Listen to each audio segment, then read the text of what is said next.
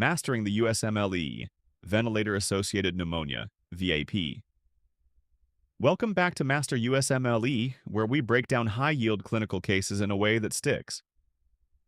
Today's case is a must-know for Step 2, CK and real-world practice. Ventilator-Associated Pneumonia, VAP.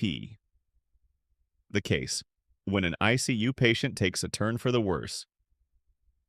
A 54-year-old man is admitted to the ICU after emergency surgery for a perforated duodenal ulcer. He develops septic shock, requiring mechanical ventilation. Over the next 6 days, his condition stabilizes, but today his oxygenation is worsening and the nurse reports increased purulent respiratory secretions. Rising FiO2 requirement, now at 70%. Fever, 39 degrees Celsius, 102.2 degrees Fahrenheit. Heart rate, 118 beats per minute, new onset tachycardia. Respiratory rate, 24 per minute. A portable chest X-ray shows new bilateral lower lobe infiltrates. Diagnosis: ventilator-associated pneumonia. VAP is hospital-acquired pneumonia that develops 48 hours or more after intubation. It occurs due to aspiration of oropharyngeal or gastric secretions, leading to bacterial overgrowth. Key features of VAP: new or worsening pulmonary infiltrates, fever, tachycardia, leukocytosis, increased respiratory secretions, worsening oxygenation. How to confirm VAP? A chest X-ray alone is not enough. ICU patients often have baseline lung abnormalities, so confirmation requires respiratory culture via endotracheal aspirate, most common non-invasive, bronchoalveolar lavage, BAL, more accurate but invasive. Protected brush specimen reduces contamination. Differential diagnosis: why not something else? Acute respiratory distress syndrome, ARDS. Bilateral infiltrates, but typically within 72 hours of sepsis or trauma without fever or secretions. Mucus plugging, high atelectasis, can impair oxygenation but lacks fever or infiltrates pulmonary embolism.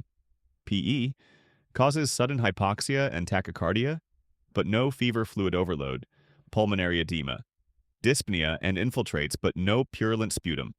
Management of VAP: start empiric broad-spectrum antibiotics targeting. MRSA, vancomycin or linezolid pseudomonas, and gram-negative bacilli, cefepime or ceftazidime, cephalosporins.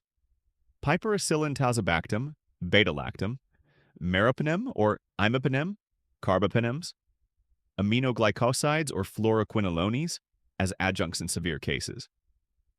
Once culture results return, narrow therapy to the identified pathogen. How to prevent VAP: elevate head of the bed, 30 to 45 degrees. Reduces aspiration, daily sedation breaks, and spontaneous breathing trials. Helps early extubation oral care with chlorhexidine. Lowers bacterial colonization. Subglottic suctioning endotracheal tubes. Prevents pooled secretions. Avoid unnecessary PPIs. Reduces bacterial overgrowth in the stomach. Key takeaway: the longer a patient is on a ventilator, the higher the risk. Extubate as soon as possible. Final thoughts: if you see an ICU patient with new infiltrates on chest X-ray, fever, tachycardia, and increased secretions, worsening oxygenation despite increasing FiO2, think ventilator-associated pneumonia. Confirm with a respiratory culture, start broad-spectrum antibiotics, and de-escalate based on culture results. That's it for today's episode. If you found this helpful, subscribe to Master USMLE and stay tuned for more high-yield cases. See you next time.